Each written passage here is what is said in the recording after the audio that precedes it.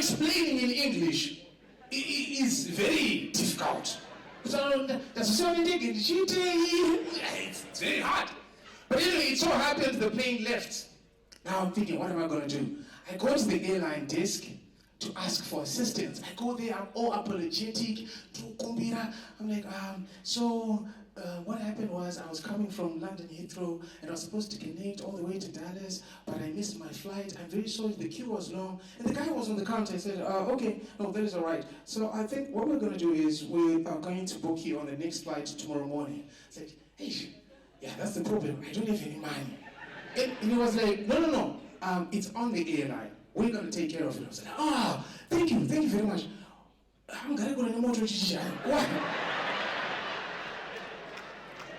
While I was doing that, a certain white lady, who was also on the same plane, had the same situation, came through. This one was not begging or asking or apologizing. She came and she said, you made me miss my flight. I think I'm going to need some compensation. And then I said, hey, no, don't do that. Don't do that. Like, don't upset these guys. We are working out something here. That's what I'm thinking in my mind. Before I could say, and she said, I could sue you for millions. Millions? And then this guy was like, no. There's no need to overreact. I'm sure we can sort this out. Then I was like, I also want some compensation.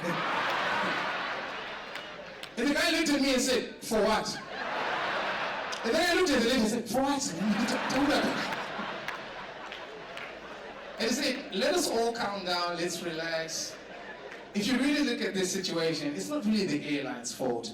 It's quite unfortunate that border control is taking too long, but because we understand we value your support as our clients, we're going to put you on the next flight tomorrow morning.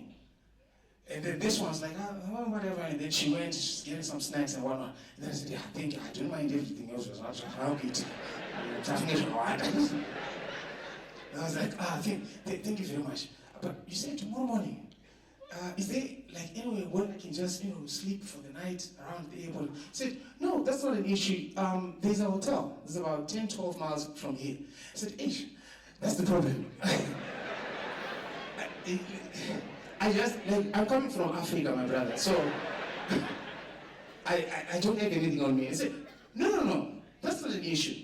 The airline is also taking care of that, so you don't need to pay for anything. What I'm going to do is I'm just going to give you these vouchers that you can use. This one will be for meals, and this one is for your room. So when you get to the hotel, this is what you show them. I said, thank you very much. And then you said, how far is it? It's like 10-12 miles from here. I said, that's the problem. Is it? I don't have any money to. Is it? No. You don't have to worry. All you have to do right now is to take exit 4E and go and wait by the exit. And then in about 10-15 minutes, there's a van that's going to come from the hotel. When you see a van that's written Premier Inn Hotel, that's your van. You just show them these vouchers, and they're going to take you to your hotel. And then they'll take you back as well in the morning. I said, okay. Thank you. God bless you. What about that? Namira van, 10-15 minutes. And then I noticed the situation, there was like about 20 of us who were waiting to also, go. And then the van came, like Makombi, right?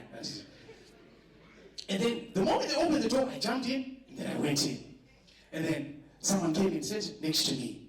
And then another person sat next to me. They closed the seat. Then another one sat here, 3 people again, they closed the seat. Right? So out of funga is why said if I don't funga. Did you want a situation you see guy? So out of funga is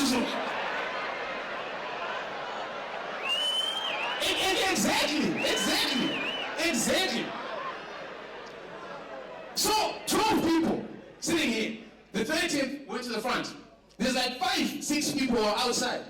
And then the driver said, sorry darlings, the van is full now, so I'm going to have to drop these guys off. And in about 20-25 minutes, I'm going to be back and pick you. And no, it's not full. It's not full. I can do something about this situation. I'm sorry. And then I stepped outside, started rearranging people, sorting out the formation. 4-4-2. I said, right. So, Even my today, and they'll be. So ma'am, do you mind having your son sit on your lap? Is that okay? Yes. Can you squeeze it? Are you okay? 4 people are there plus the son. 5. The second row. Sort it out. In about 3 minutes, sorted out the situation.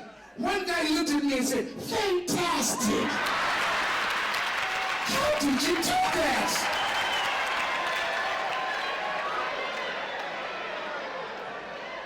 In my mind,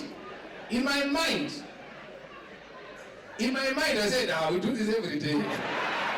But to him, I said, desperate situations call for desperate measures. So I just had to figure this out.